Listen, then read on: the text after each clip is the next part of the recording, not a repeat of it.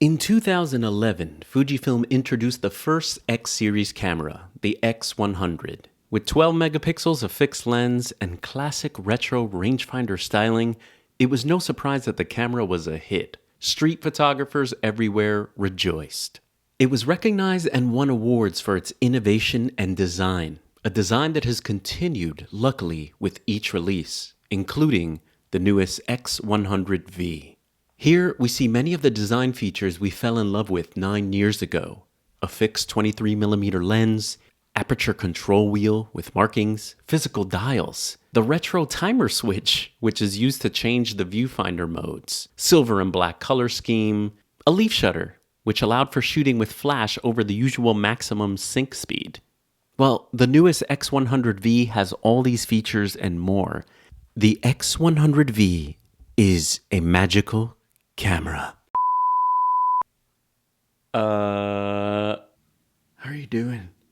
Hey guys, Omar here. The plan was to have this video be very epic and very thorough, but there are so many review videos on this camera, number one, and number two, we're on lockdown, and I really haven't had time to shoot any great photographs with it. I don't really want to show you terrible photographs. I will show you photographs in this video, unedited, so that you get an idea of what the camera can do.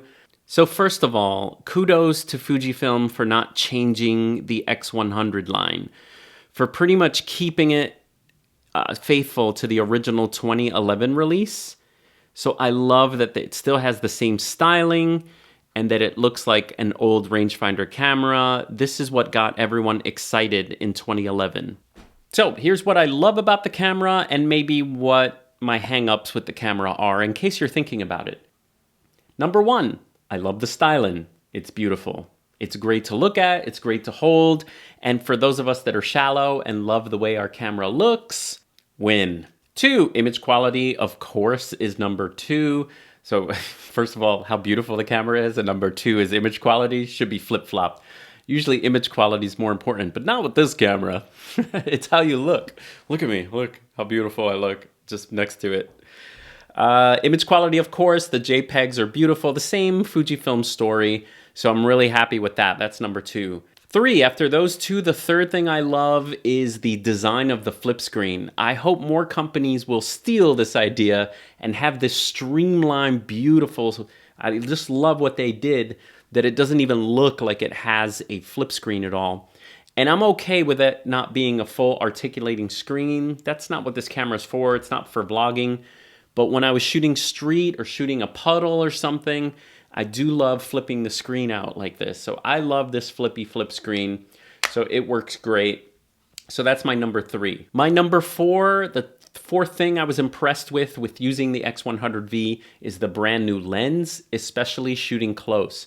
I sold my X100S because I couldn't take the hazy haze shots that you would get if you were shooting kind of macro-y. But now you can get really close, and I mean, look at this picture of the sushi, man. I want to make a poster out of it because I was like this close to the sushi. So it's got great minimum focus distance, and at f2, the images are really sharp. So this new lens is fantastic. And the fifth feature, well, I'll say 5 and 5.5. I'll say number 5 is the optical viewfinder. I think it's a cool feature, but I didn't find myself using the optical viewfinder too much. I actually prefer the electronic viewfinder, but every now and then I would switch it just to get the full picture because you can see beyond your frame. And that's kind of nice if you're, anticipating people moving into the frame. And so with this rangefinder camera, you could, use this eye to see peripheral, and you could also use the optical viewfinder, which is kind of a cool way to shoot. And then 5.5, it's no big deal, but I love that the little Q menu there, you see that little Q button? The Q button has gotten so small and so sleek, you can't accidentally push it. But it's easy to push. Like you can completely find it on the edge there and push it. So I am not a fan of the XT30 because of the placement of the Q button. I was pushing that thing all the time. But this one is really nice. So I say 5.5 because it's not like a number 6 feature that's so great. So I would say those are my top 5 features on the X100V. Okay, and not every camera is perfect, of course, except for fans. I think if you're a fan and a lover of this camera, it's kind of like your sports team. You're not, or your politics. You're not going to listen to any other side, and you're going to defend and love this no matter what the issues are, okay? So we're not talking to those people. I'm talking from a usability standpoint, especially those of you that are coming from like an XT series or an XE series. It's a lot easier, All right, so the first thing I noticed when I first started using the camera, just taking pictures for a little while, is the camera was warm. And I know this is a known issue, and I'm watching people's videos, and people are writing it off like it's no big deal. The camera takes a long time to get really hot. You get a overheating warning after so long, like an hour of shooting images. You know what? As soon as I started using the camera, I feel like in the first 10, 15 minutes, it was warm to the touch. Now, you pay a lot of money for this camera, and it's warm to the touch. It's something that you're going to have to live with. Now, if you could live with that the camera is going to be warm as you hold it, then good.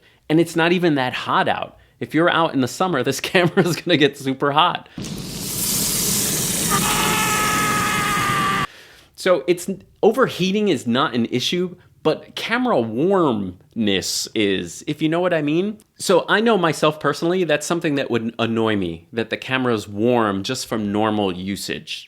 Number two, something I didn't really love, the ISO dial they fixed by making it spin like crazy. You know, before you had to lift this little notch up and then find your ISO and then drop. But there's no, what they should have done was had it lift and it be clickable so that you can kind of feel each. Here it just skips through all the numbers. You have to look at the screen to see what ISO you're at. So most people put it on automatic and use the front dial for ISO, but the dials are the best thing about these cameras. I know I love on the X-T2 to switch and see my ISO. All right, next, the X100V removed the D-pad, which is something Fujifilm is moving towards. Now, I don't mind using the joystick at all, but you're limited because you have to use the swipe features to have menu options, and the swipe is just clunky. It doesn't work so great. So I just wish that if they're getting rid of the D-pad, can you give us more custom buttons so that we can make one custom button, maybe like our film simulation? I just find the swipe menu features to be meh. And if Fujifilm is going to move into removing the D-pad from all their cameras, I'm going to start buying the old cameras and keep them alive because I need buttons. Okay, and then some people had mentioned there's like a little grinding issue you get from the control ring here. I didn't have that issue. Okay, and the last hang up I had with the camera or dislike is, the autofocus is fine. But if you're spending this much, this focus by wire, the Fujifilm cameras focus and readjust and focus and sometimes miss. And so I started to try to do some autofocus tests on lockdown outside with the kids. And it just wasn't grabbing 100%, like some of the other cameras, the Sonys, the Canons, they're grabbing focus a lot more. So this is not an action camera. I think if you're a street photographer, you're probably shooting at f8 and using zone focus. You still hear the lens like crazy. It drives you crazy. And also using the touchscreen to focus, I felt the touch wasn't that responsive. Maybe it's my copy here, but there were times where I kept hitting somewhere with contrast and it just wouldn't pick up. And that was a little strange. So personally, overall, I didn't have an emotional attachment to this camera as I did with my X100S. Maybe I'm in a different place. Maybe we're in a different place nowadays.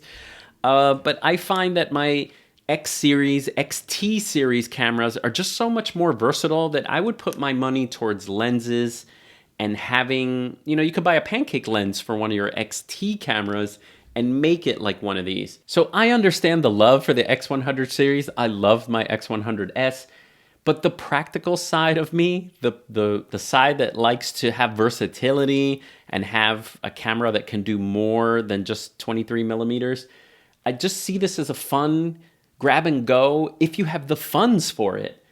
I would invest in like the 56 millimeter 1.2 or a 90 millimeter lens or a macro lens instead of this whole camera. I don't know if that makes sense. Anyone who loves this camera and loves this series is gonna buy it, so my video doesn't mean anything. Anyone on the fence, honestly, I would go with an XT camera. They still have stylish looks, they have more functionality, you can customize these cameras more, and you can switch lenses when you're bored with 23 millimeters. So the practical side of me says get an XT camera. But if your heart is set on this beauty right here, it is a good camera. So you're still gonna love it anyway. But I myself, I'm gonna stick to my X-T20, X-T2 with interchangeable lenses. All right, guys, hope you're doing well, and I'll see you in the next one.